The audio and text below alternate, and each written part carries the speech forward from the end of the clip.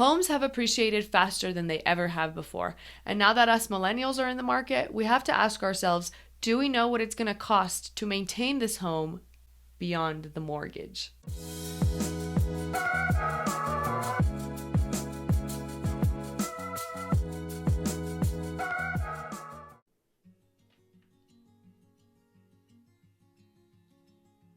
Welcome back, everyone, and thank you so much for tuning in.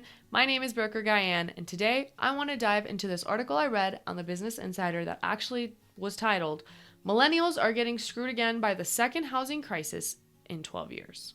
Now, that's a little dramatic, but they're not wrong. What they're referring to in this article is the crash of 07-08 and the most recent massive surge in home prices. Interest rates are super low right now, as you may know, and that kind of balances out this massive appreciation in homes. However, that does not excuse apparently the 2/3 of millennials that say that they regret buying their home. 26% of those millennials say that they regret buying a home because they were not prepared for the cost of maintenance. Now, to be fair, our school debt and our paper degrees don't really teach us anything about real life things, but don't worry, because I'm going to help you out today. A lot of this regret could have easily been avoided with a little bit of research and due diligence. However, that's not always the case. Coming from a world of renting, whenever you break something, usually your landlord fixes it if he's not a total tool. However, when you own your own home, you are your own landlord. Duh. Building wealth is unfortunately not as easy as we thought. So let's run through the list of maintenance costs whenever you own a home. First, you have your property taxes, which you pay by the year, and these are all kind of dependent on what city and what county that you live in. They can range from $500 upwards to a couple $1,000s.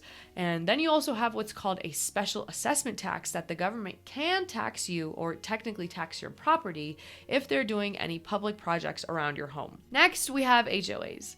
HOA stands for Homeowners Association, and that's basically a monthly or quarterly fee that you would pay for any neighborhood servicing. They also have special assessments that they can tax you if they're doing any, projects such as fixing the parking, new security, front gate, whatever. If you hadn't figured it out yet, special assessments are really what's going to get you. Then you have your homeowners insurance, which is usually required by lenders, and that's just going to protect your home and insure your home against, any fires or big surprises. Then you have your roof. That's probably going to need to be replaced every 15 to 20 years. That's going to cost you upwards of 10 to 18 grand. HVAC units, so that's your heating and your air and your ventilation. That is going to need to be replaced every 10 to 15 years and going to cost you between $4,000 to $12,000. A water heater would last you about 10 to 15 years.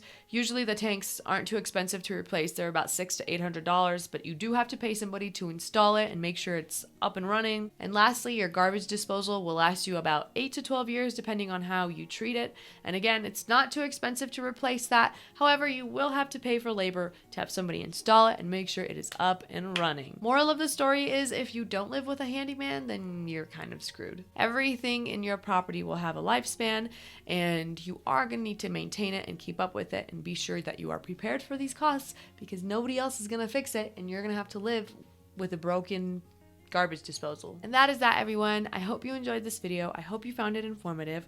My name is Broker Gayane, Associate Broker here in Denver, Colorado. For any and all of your real estate needs anywhere in the US, be sure to check out brokergayane.com, and I will be back next Wednesday with a brand new episode, so stay tuned for that. Do not forget to subscribe and hit that like button, and I will be back next week, like I said. Bye, guys.